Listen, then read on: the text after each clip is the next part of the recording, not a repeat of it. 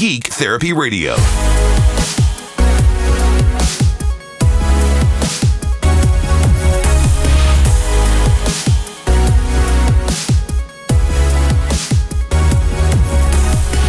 Welcome to the Geek Therapy Radio podcast. I am your mental curator, Johnny Hemberger. Thank you for joining me today for another round of your daily geek therapy. And today, we're going to talk about,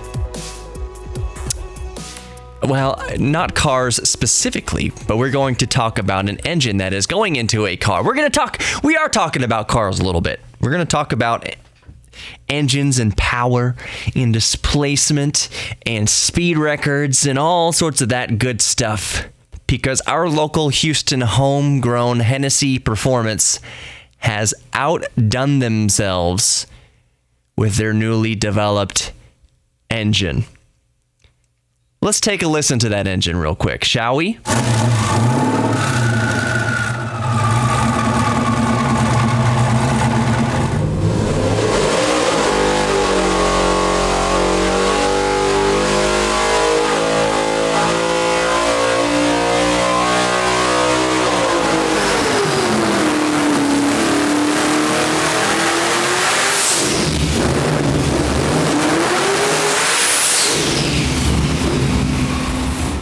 That is what 1,817 horsepower sounds like.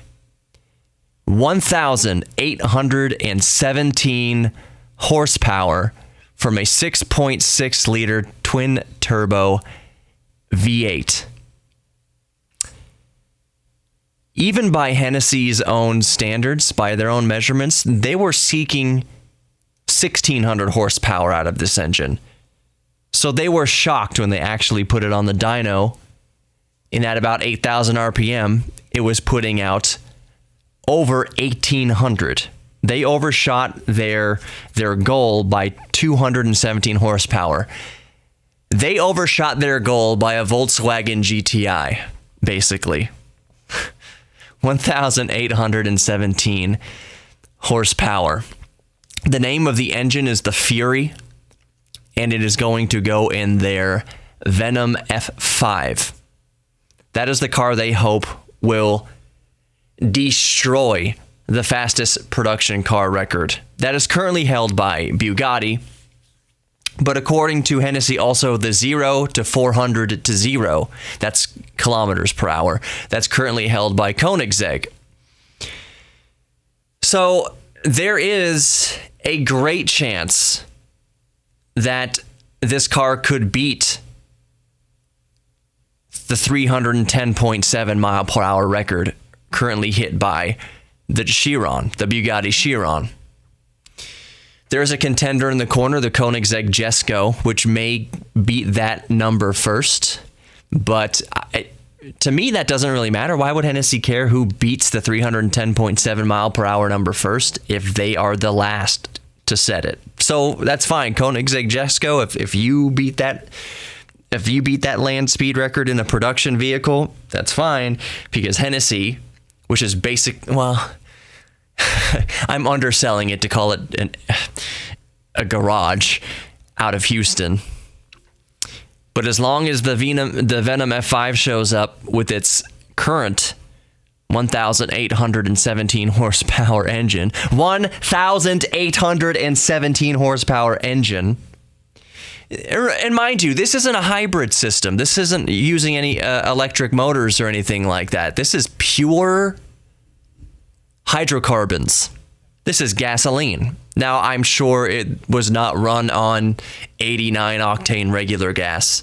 My guess is it was run on 100 octane racing fuel. That's just my guess.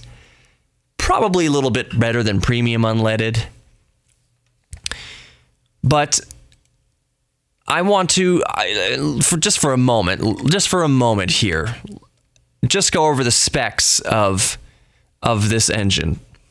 So we talked about the horsepower, 1,817 horsepower, but the engine was also churning out 1,193 foot-pounds of torque at 8,000 RPM. However, the F5 engine has an extremely broad power band, and you have over 1,000 foot-pounds of torque at your disposal, anywhere between, according to them, 2,000 and 8,000 RPM. The car that it's going in, that F5 Venom, right? Yeah, the Venom F5 weighs less than 3,000 pounds.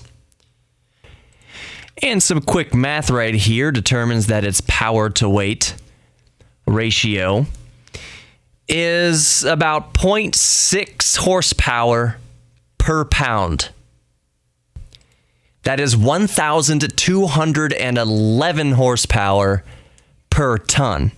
And remember, this thing's going to weigh less than 3,000 pounds. So the numbers are going to be even better in real life. So 1,211 horsepower per pound. The Bugatti Chiron weighs 4,000 and some change. What is it? Why am I blanking out on this? 4,398 pounds and has 1,500 horsepower. Doing a little more math here, let's see. 1,500 horsepower. I got to clear my calculator. 1,500 horsepower divided by 4,398 pounds equals 0.34 horsepower per pound times 2,000 equals 682 horsepower per ton, versus the Venom F5's, what was it, 1,211 horsepower per ton. So almost years makes no difference, almost twice the amount of horsepower per ton. There are going to be very exciting things to come out of this F5 Venom and its 1,817 horsepower engine. As it stands right now, and remember, it's going to weigh less than 3,000 pounds. Isn't that just fun to talk about? Isn't that kind of power just fun to think about? So it's going to be very exciting next couple of years here in terms of production car land speed records. Now, there's an entirely separate, multiple separate divisions for land speed records in general. There's motorcycle land speed records, car land speed records. They're heavily modified, rocket powered, all that kind of good stuff. Breaking the sound barrier, all that neat stuff. But this is for a car that you can go out and buy with a lot of money, mind you, but still a car that is available to anybody with the money, that you can drive to Starbucks. You can use it to get groceries and then take it over 300 miles an hour. What a time to be alive. For giggles, I was looking at the pricing of the Bugatti Chiron, which the base model starts at $2.5 million, which that's not anything new. We kind of knew that it's a very expensive car, but what made me laugh, actually, was the monthly payments. $47,063 a month for the base model. That is buying a brand new, very high-spec Audi every single month. But the funniest thing about that is, do you think the type of person spending $2.5 million, euros. Do you think the type of person spending 2.5 million euros on a car is going to be making monthly payments? I don't think so. I very, very highly doubt it. I'm sorry, I can't make my Chiron payment this month. Sorry, kids. No steak dinner. Daddy mismanaged his funds, and he's got to make the $47,000 car payment this month. Moving on to something I called months ago, if not well over a year ago. Maybe not well over a year, but I called this. Facebook, Reddit, and other social media networks need to adopt a plan for deepfake. And soon, senators say. This is according to Ars Technica, where I'm reading this article. I've talked about this a while back. Oh, what did Google have? Google Duplex, which has such realistic sounding artificial intelligence voicing and voice programs like Alexa and Amazon Web Services that basically can have a subject speak a few sentences and then it just learns their voice and can reproduce their voice. Basically, you type in any sort of script you want. Let's say you hold the microphone up to the TV and you sample President Trump's voice for 30 seconds. You put that into the algorithm, into the compiler, and now it learns his voice. And so now you can type whatever you want President Trump to say, except he's not really saying it. It's just the computer mimicking his voice and inflection perfectly. This coupled with deepfake, which deepfake uses video, it maps the subject's face and then applies it to someone else's body or just even the subject's own body. And coupled with that voice mimicking, you will literally see videos of a celebrity or somebody high profile or even your own grandkids if they're trying to fake you out. And it's going to be, to the layperson, almost indistinguishable. There are ways to decipher what's deepfake or not. Honestly, this boils down to your gut. If your gut tells you there's something a little bit off in this. Remember the video that made its way, it's not the only video of this kind to make its way around, but the eagle carrying off the baby, or the eagle carrying a toddler away on the golf course. I think it was something like that. That's fake. It's CGI, and it goes around. It makes the rounds every once in a while. Not to throw anyone under the bus, but usually it's the more advanced segment of our population that, have you seen this? The eagle almost carries the baby away. It's not real. It's not real. So that's why this deep fake stuff is going to be so important to get a hold of and have policy in place for, because misinformation and deception is going to ramp up in the next few years like we have never known. There are people using social media who absolutely believe and ingest and digest and suck on the sweet nectar of misinformation as if it's gospel truth. Already, we have that now in 2019. You put something up on social media, you watch your family member freak out about it and share it around as if it was Jesus come back to earth to tell us the gospel truth.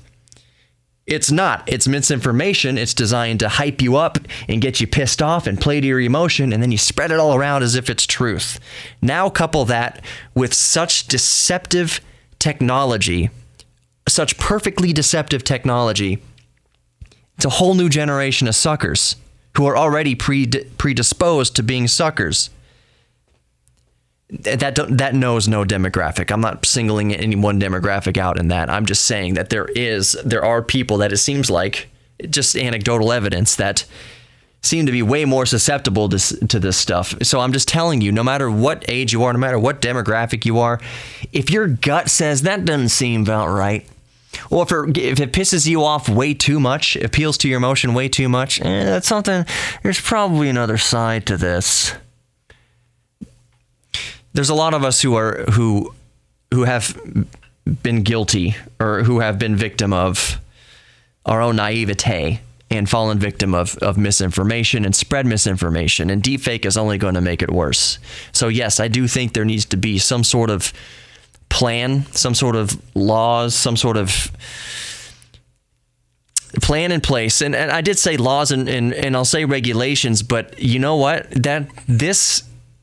I recognize that me saying that gets into freedom of speech territory. Somebody who made a deep fake video could say, well, freedom of speech. It's not, it's not my fault it deceived people. Well, it is your fault it deceived people. That was your intention, to deceive people. That's what deep fake is. But it's going to be some muddy waters. And I'm not saying that I fully, agree or disagree. I'm just saying that I could see the argument being made for people who produce deep fake videos to say, well, you regulating this infringes on free speech. I could understand that argument. I could see why they would argue that, why that defense would be tried in court.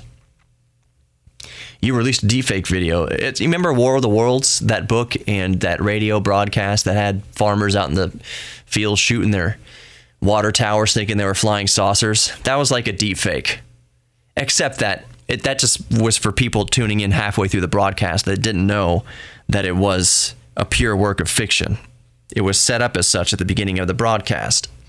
But coming in halfway through it, flying saucers and Martians, you had farmers shooting their water towers because they thought it was flying saucers, which is a big deal because your water tower holds water. Now you don't have water and your whole community might be thirsty now. Anyways, people freaked out over that back in the 30s or 40s whenever that broadcast was originally broadcast. I want to say it was mid-30s, if not 1939.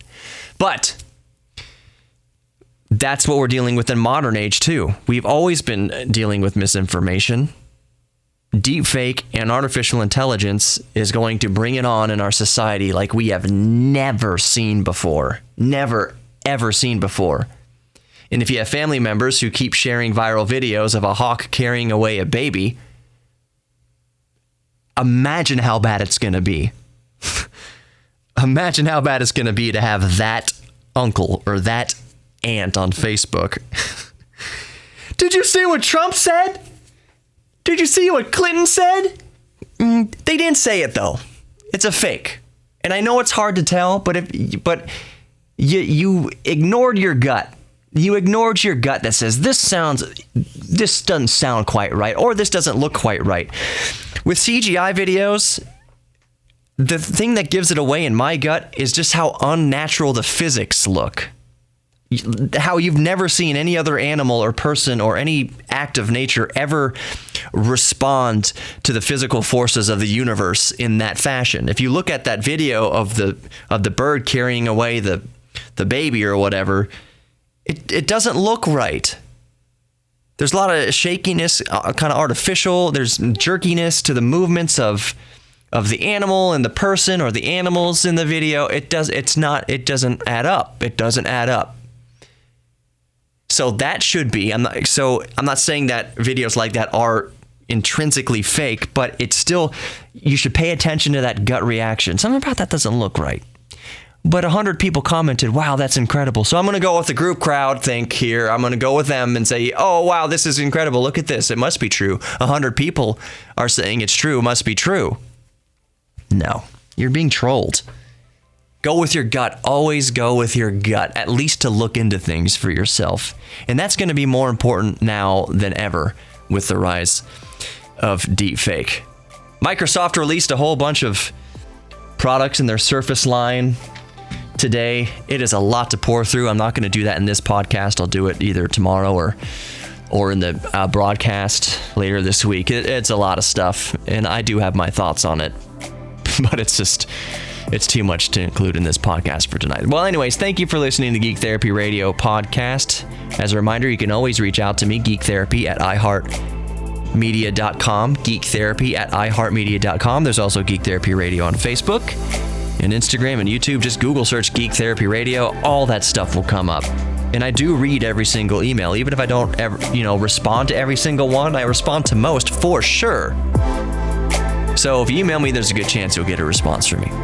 I do appreciate you very much. Embrace your inner geek. Be good to yourselves and others. Know that you are worthy of love. And I'll see you in the next one.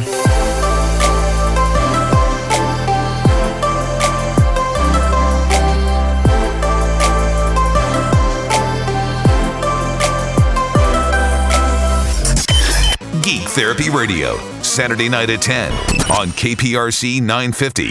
Or listen anytime on our iHeartRadio app.